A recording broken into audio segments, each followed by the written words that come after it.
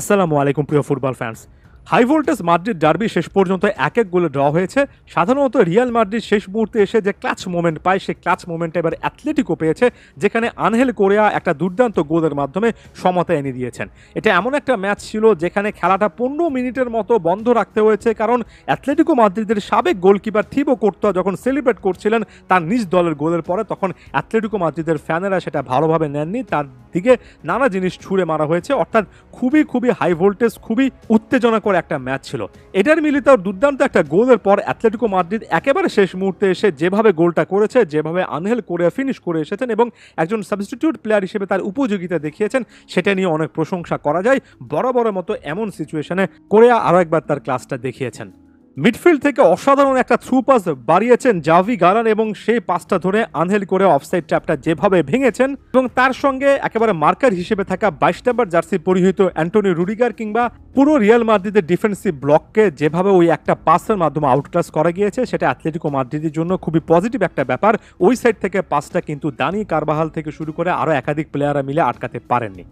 এরপর আমি Real Madrid প্রসঙ্গে চলে আসছি। রিয়াল মাদ্রিদের এই গ্যালাকটিকোস, যেটার ফাইনাল থার্ডে এত অ্যাবিলিটি, যদিও কিলিয়ান এমবাপে ইনজুরির কারণে ম্যাচটা খেলতে পারেনি, সে দলটাতে এত স্টার ফুটবলারকে অ্যাকোমোডেট করতে গিয়ে আসলে সিস্টেমে কোনো রকমের সমস্যা হচ্ছে কিনা সেটা একটা মূল আলোচনার বিষয় ছিল, সেটা একটা মূল আলোচনার বিষয় থাকবে, কারণ এই আলোচনার বিষয়টা বাদ দিলে আসলে এই রিয়াল মাদ্রিদের কোনো একটা উইকনেস আপনি সেভাবে ফাইন্ড আউট করতে পারবেন না। তবে ডিফেন্সিভ ট্রানজিশনে কিছু না কিছু জায়গা থেকে সমস্যা যে হতে পারে, সেটার একটা গ্লিমস কিন্তু আমরা লা লিগার একাধিক ম্যাচে দেখেছি।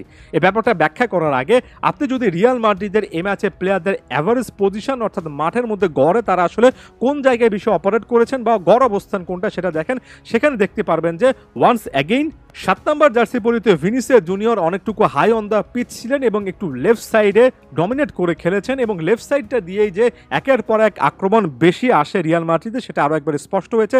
তার কাছাকাছি পজিশনে একটু নিচে 11 নম্বর জার্সি অর্থাৎ রড্রিগো ছিলেন।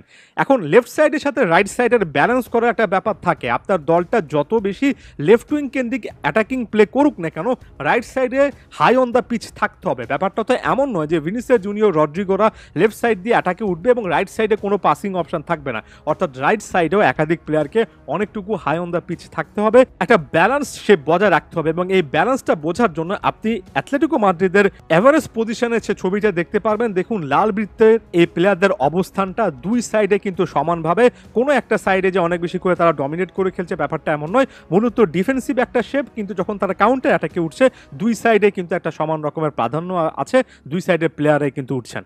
রিয়ালে এই কাজটা রাইট সাইড দিয়ে 3 জন প্লেয়ার মিলে করেছেন। 10 নম্বর জার্সি পরিহিত লুকা মদ্রিচ, 8 নম্বর জার্সি পরিহিত ফেদেরিকো ভালভার্দে এবং 2 নম্বর জার্সি পরিহিত দানি কারবাহাল। এর মধ্যে দানি কারবাহালকে অনেকটুকু হাই অন দ্য পিচ থাকতে হয়। আপনি যদি তার হিট ম্যাপ দেখেন তাহলে বুঝতে পারবেন। একই সঙ্গে 8 এবং 10 নম্বর জার্সি পরিহিত প্লেয়ারদেরকে কিছুটা হলেও কিন্তু গায়ের সঙ্গে লেগে থাকতে হয়, কারণ একজন উইঙ্গারের সঙ্গে একজন মিডফিল্ডারের পার্থক্যর জায়গা এটাই, উইঙ্গার তার ইলেকট্রিক পেসের মাধ্যমে, ড্রিবলিং স্কিলের মাধ্যমে স্পেস কাজে লাগাতে পারবেন, যে কারণে আপনি ভিনিসিয়াস জুনিয়রকে অনেকটুকু আলাদাভাবে দেখছেন, কারণ ভিনিসিয়াস জুনিয়রের আশেপাশে সেই স্পেসটুকু তার মুভমেন্টের জন্য দরকার হয়। কিন্তু 10-8-2-কে একই সঙ্গে দেখছেন, কারণ তারা একটা ব্লক হিসেবে উপরে উঠবেন, একটা ব্লক হিসেবে নিচে নামবেন, তাদের মধ্যে উইঙ্গারের সেই ক্যারেক্টারিস্টিক্স নেই। তবে সেটা করতে গিয়ে অনেকটুকু হাই অন দ্য পিচ থাকতে গিয়ে ব্যাকট্র্যাক করার সময়, অর্থাৎ প্রতিপক্ষ যখন অ্যাটাক করছে সেটা আটকানোর সময় মাঝে মধ্যে হিসাবে কিছু গড়বড় হয়, যেমনটা প্রথম ছবির ক্ষেত্রে দেখিয়েছিলাম। এখানে কিন্তু দানি কারবাহাল থেকে শুরু করে বাকি প্লেয়াররা ব্যাকট্র্যাক করছিলেন, কিন্তু এতগুলো প্লেয়ার থাকার পরও সেখানে যে তাদের মধ্যে স্পেস রয়েছে, অর্থাৎ দুজন ডিফেন্ডারের মাঝখানে স্পেস রয়েছে, সেখানে একটা থ্রু পাস দেওয়া যায়, সেটা আটকাতে পারেননি। পসিবলি এটাই রিয়াল মাদ্রিদের একটা উইকনেস হতে পারে, যে অনেক বেশি করে আপনি লেফট সাইডের অ্যাটাক করতে গিয়ে সেটার সাথে ব্যালেন্স করতে গিয়ে একটা ব্লক হিসেবে যখন 2-3 জন প্লেয়ারকে ডান সাইডে উপরে উঠাবেন, তখন ব্যাকট্র্যাক করতে গিয়ে একটা ফ্ল্যাঙ্ক আপনার অনেকটুকু ডিসঅর্গানাইজড হয়ে যেতে পারে, কারণ একই সঙ্গে উপরে ওঠা একই সঙ্গে নিচে নামা এটা অনেক টাফ একটা জব। এই গোলটার ক্ষেত্রে রিয়াল মাদ্রিদের ওই সাইডটা, রাইট সাইডটা কিন্তু সেই জিনিসটা করতে পারেনি, তাই ভবিষ্যতে এই জায়গাটা এক্সপ্লয়েট করার চেষ্টা করবেন অনেক কোচ, যেটা অ্যাথলেটিকো মাদ্রিদও এই ম্যাচে করেছে। ধন্যবাদ সবাইকে।